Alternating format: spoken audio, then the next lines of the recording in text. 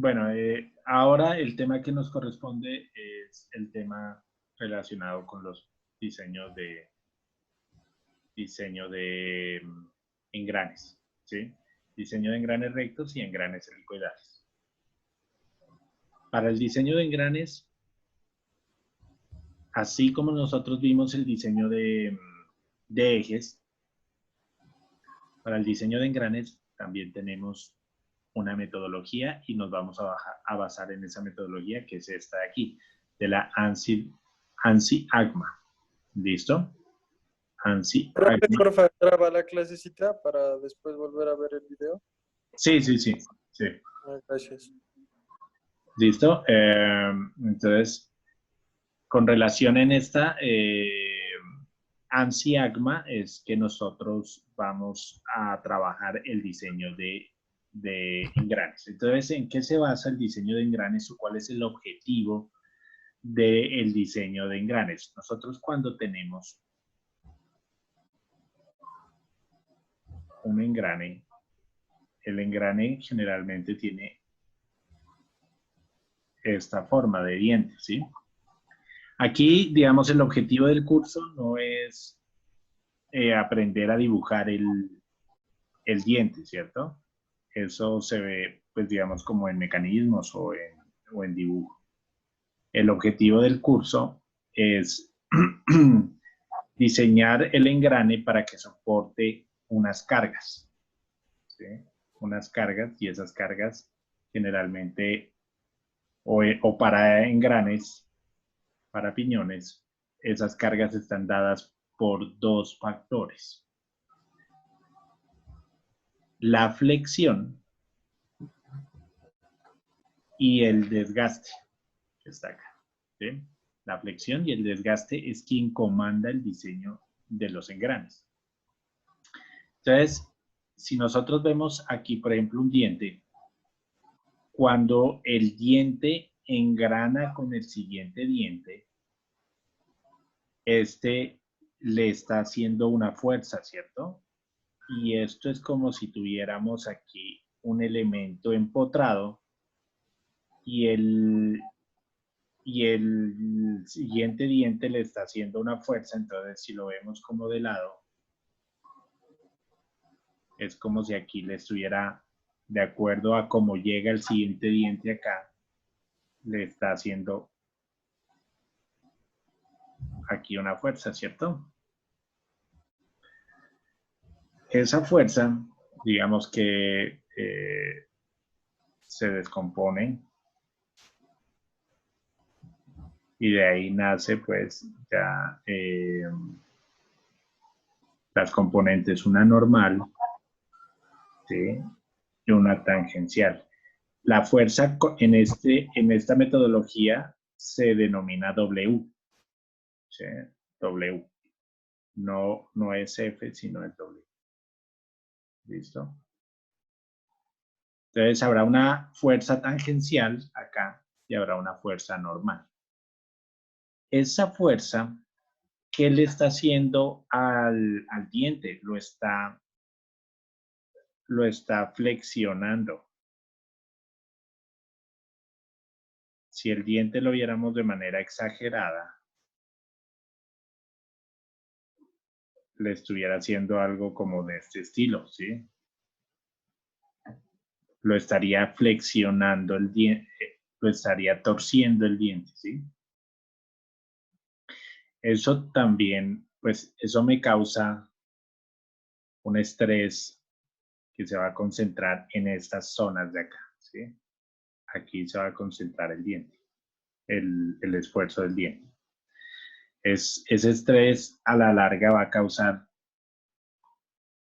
que se generen grietas, ¿sí?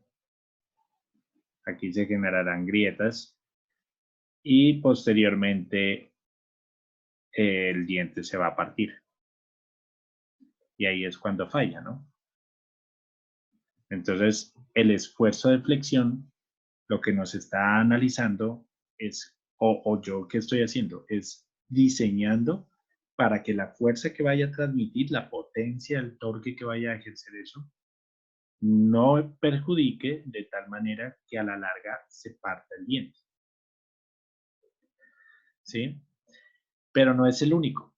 También está el de desgaste, ¿no? Entonces, cuando nosotros tenemos el diente y está aquí engranando, ¿cierto? Por ejemplo, en este punto, aquí está, este será el punto donde los dos dientes están engranando. Pues esto, ¿qué pasa? Esto es como si tuviera un martillo, ¿no? El que está comandando, por ejemplo, en este caso podría ser este. ¿Sí? Le está llegando al diente y le pega en este punto. Mueve y el siguiente igual le pega en este punto y así sucesivamente.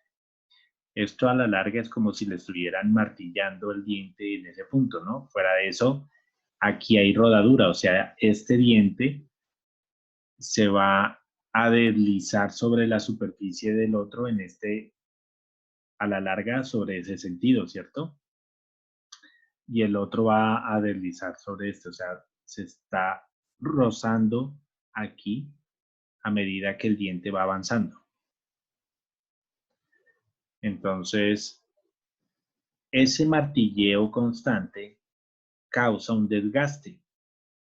Ese desgaste también hace que falle el diente. ¿Sí? Entonces, esos dos son mis esfuerzos con los que yo trabajo, garantizando que los dos cumplan las especificaciones, pues yo voy a garantizar que ese piñón dure bien sea un ciclo determinado o me pueden preguntar, o sea, yo lo puedo diseñar para que dure un determinado tiempo o lo puedo diseñar para que dure, para que soporte una determinada carga, ¿cierto? Digamos que los ciclos, aunque están relacionados con la carga, yo puedo hacer que esos ciclos sean más o menos. Esta metodología realmente está diseñada para 10 a las 7 ciclos. 10 a las 7 ciclos es un punto, digamos que eso lo vemos por acá más bien. Estas son mis curvas que también ocurren en el eje, ¿sí? Y que es por donde yo selecciono el material o la vida del elemento. Entonces, aquí está el número de ciclos de carga. El número de ciclos de carga es un número que yo saco, bien sea con las horas o jornadas de trabajo de la máquina, sabiendo qué va a hacer la máquina, ¿no? Sabiendo qué va a hacer la máquina, pues yo puedo determinar este número de ciclos. Y este número de ciclos me causa un esfuerzo. Factor de ciclos del esfuerzo, ¿no? Es un factor. Entonces, la metodología está diseñada para 10 a las 7 ciclos. Si ustedes se dan cuenta, por ejemplo, aquí hay un material, aquí se determina el material por la dureza. 400 Brinell, 250, un acero de superficie carbonizada o nitrurado, etc. ¿Sí? Entonces, cuando yo estoy diseñando por menos de 10 a las 7 ciclos, pues estas son mis ecuaciones o mis gráficas que yo voy a usar. Cuando estoy diseñando por encima de 10 a las 7 ciclos, generalmente yo voy a seleccionar esta gráfica. Si es algo muy específico, algo de calidad especial, yo seleccionaré esta gráfica, ¿sí? Pero para elementos comerciales se diseña con esta de acá. Eso lo veremos más adelante, pero entonces lo que les quiero decir es que la metodología trabaja con 10 a las 7 ciclos, que es el punto donde realmente, digamos que el material ya no hay, aguanta, digamos, supera el límite de vida de muchos de las cargas que se están, o de los factores de carga que se están aplicando en las ecuaciones. Entonces, de aquí para adelante, La metodología está pensada para esto. Si yo no cambio el ciclo de vida, entonces la metodología asume que el ciclo de vida que se tiene es 10 a la 7. Pero yo puedo asumir, o sea, buscando este factor, yo puedo asumir un ciclo de vida diferente para menores o mayores a 10 a la 7. ¿Sí? Entonces, si yo quiero cambiar el ciclo de vida, pues tengo que venir aquí con alguna información y buscar el factor de acuerdo a mi ciclo de vida. ¿Sí? De lo contrario, ese factor será 1. O sea, si yo no le, va a ser 1, ¿sí? Si yo no le pongo factor dentro de mis ecuaciones, si yo no le pongo el factor dentro de mis ecuaciones, ese factor será 1 y 1 es 10 a la 7 ciclos. ¿Sí ven por qué está diseñado para 10 a la 7? Porque si yo no le pongo ningún factor relacionado con esto, es como si yo le pusiera 1, ¿cierto? No me afecta en nada. Ese 1 está pensado en este punto de aquí, y ese punto de aquí es 1, y ese punto hacia abajo me da 10 a la 7 ciclos. ¿Listo? Entonces, si yo lo quiero cambiar, pues escojo un factor diferente. Para escoger un factor diferente, tengo que tener en cuenta la dureza del material y estas ecuaciones, que ya la veremos cuando estemos viendo qué sucede con los ciclos de vida del material. Entonces, digamos que nos devolvemos aquí. Entonces, ese elemento, o sea, el desgaste el esfuerzo por desgaste generalmente está asociado, no generalmente, está asociado con esos factores de ciclo de vida, ¿sí? Porque ellos tienen inmerso la dureza del material. Entonces, cuando yo hablo de desgaste, estoy hablando de condiciones físico-químicas del material que me permiten conocer durezas y tratamientos térmicos que me permiten conocer el estado de ese material. Y cuando yo estoy hablando de flexión, estoy hablando de características de trabajo y de diseño físico de ese elemento, ¿no? O sea, la inercia, los radios, las velocidades, todo ese tipo el ancho de la cara, etcétera, una serie de cosas que están relacionadas con la forma del diente y cómo va a trabajar. Y acá con la característica del material y cómo va a trabajar. ¿Listo? Entonces, estas son más o menos a grandes rasgos las diferencias entre estas dos ecuaciones. El análisis por flexión y el análisis por desgaste. Aquí está, en esta parte de acá, pues están una característica de la forma, ¿no? Del piñón.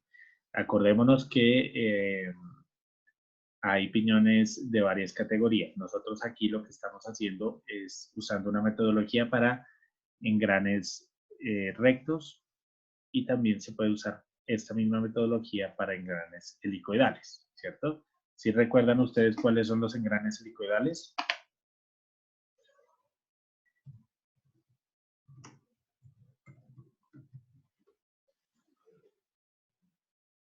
Entonces, los engranes helicoidales son estos, ¿no? Son estos engranes. Pues los que tenemos aquí, ¿no? Donde aunque si yo tengo estos dos engranes, perdón, los voy a coger como una gráfica que me permita dibujar mejor.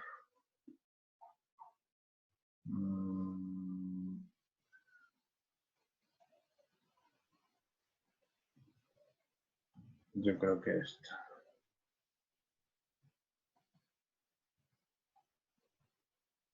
Bueno, sí. Jugamos. Entonces, si ustedes se dan cuenta, aunque estos dos tienen aquí el eje, digamos, yo pondría aquí mi eje, ¿cierto? Y aquí pondría mi otro eje. y aunque mis ejes son paralelos, ¿sí? Como lo es un diente recto. El diente recto, al ponerlo en esta configuración, tiene los ejes paralelos, ¿cierto?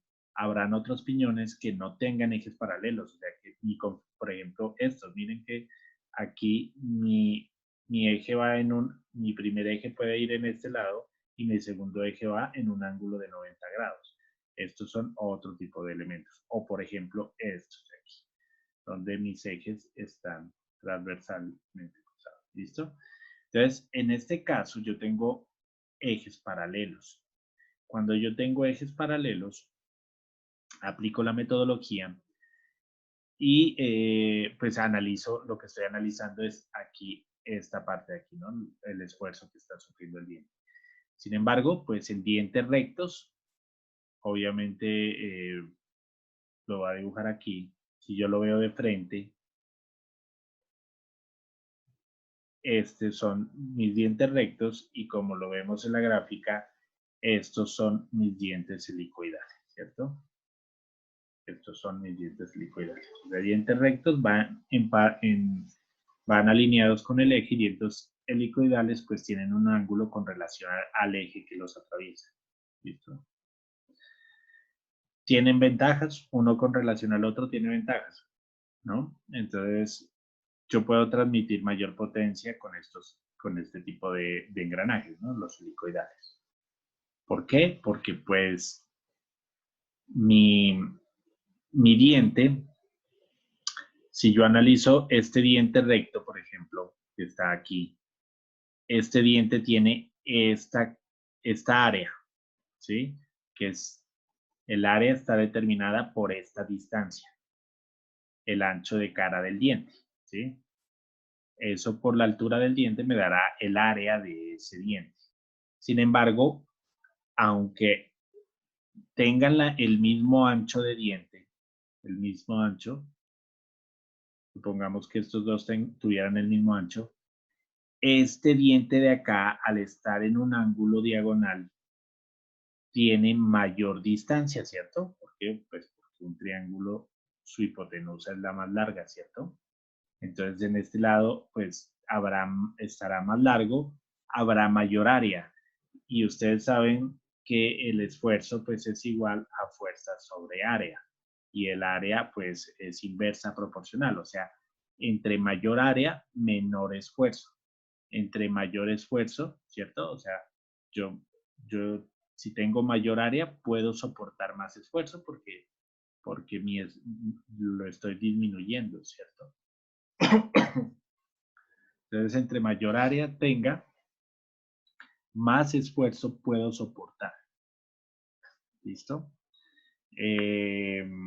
Entonces, esas son las grandes diferencias que hay.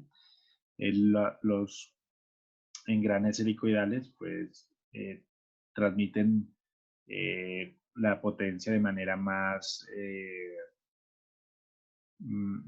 sin tanta vibración, digamos, son más suaves. Las cajas de los automóviles son la mayoría, pues, o los de los automóviles nuevos son helicoidales, ¿no? En su mayoría. ¿Por qué? Porque hacen una transmisión más suave y transmiten más potencia.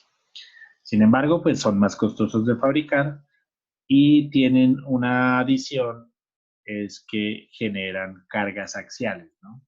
Entonces, al tener un diente que tiene esta característica, cuando yo estoy colocando la fuerza aquí, pues la fuerza se me descompone tanto para el centro, o sea, tendría mi fuerza normal, ¿cierto? Esta que va en dirección tangencial tendría mi fuerza tangencial y tendría otra componente, ¿no? La componente axial. O sea, esto me va a sacar, perdón, aquí yo borro.